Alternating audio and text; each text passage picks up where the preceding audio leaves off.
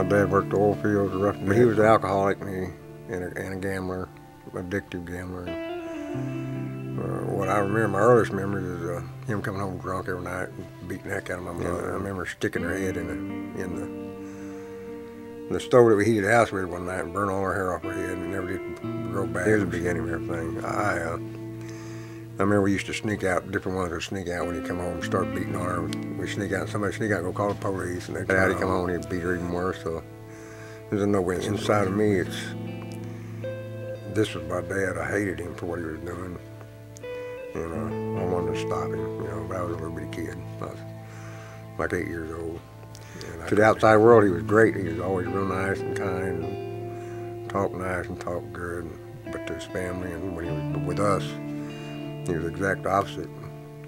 And me and him we seemed to hate each other from the day I was born. My mother with 10 of us kids at home, and welfare stepped in and knew she couldn't take care of them.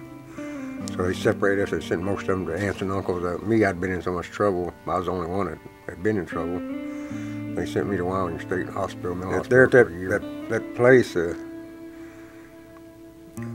just grew worse and grew more hatred and more anger and more defiant of everything and everybody. And when I got back home, from that point on, I just wanted to whoop everybody, I wanted to fight everybody, I wanted to prove that we weren't what everybody had made us out to be. He wasn't.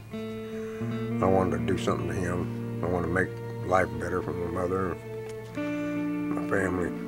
I had pretty much become everything I hated, everything he was. I duplicated him. And if there was a God, how the heck could that happen? And if there was a God and it was happening, then what did that tell me about God? I hated God. I used to get drunk and get messed up, and I'd stand out in the field and I'd cuss him and holler at him, beg him, dare him to come down here where I could stand in front of me, where I could beat him to death.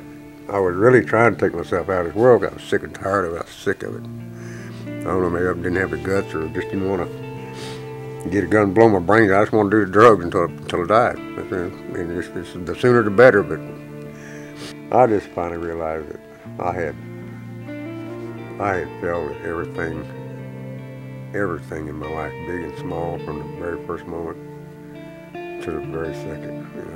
I never, the years when I thought I was something, I wasn't nothing. I was never been nothing. I reached a point where there was nothing. I was just existing. And the drugs and alcohol just kept it numb, I guess. But all I cared about is all I wanted. And I really didn't want that, but it was the best it was, as far as I'm concerned. That was the best I could hope for. I got on this corner, and the people from this church, Eastmont Church, they come through there every weekend.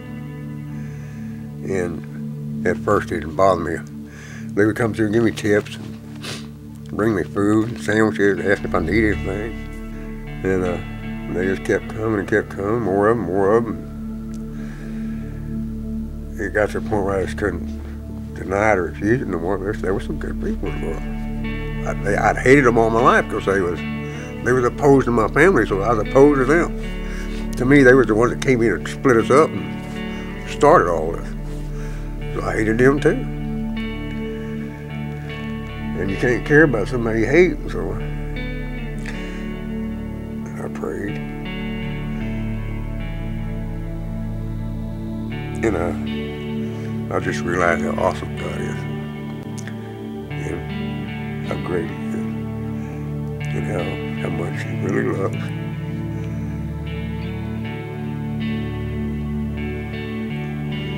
The people I had done everything for all my life, it cost me everything, never cared nothing about me, never was gonna. The one I'd cussed, hollered at, wanted to kill. Did everything I could against him and everybody that believed in him. He loved me more than anybody. No, God is the ultimate important thing in my life. Being what He wants me to be and doing what He wants me to do. At least the best I can at that, to my best understanding. And that's pretty much what I live for. It's trust God for everything. I would sell them papers on that corner if I didn't make a penny. This is where my life changed. It started. Every friend I have in the world, everybody I care about in the world, I see them every weekend on that corner. If I wasn't there to see them, it wouldn't be good. I wouldn't like it. So, and there ain't no place in the world I want to be on the weekend but on that corner. I want to see my friends. I want to see the people that turn my life around and that show me there's a God and there is real people. There's people who really care. And they're not out just for themselves. There's some decent people in the world. God's got a lot of them. Yeah, I'm sure they're everywhere. But the ones right here at Sagemont Church are the ones I care about. This is my life. This is my family. It's everything to me.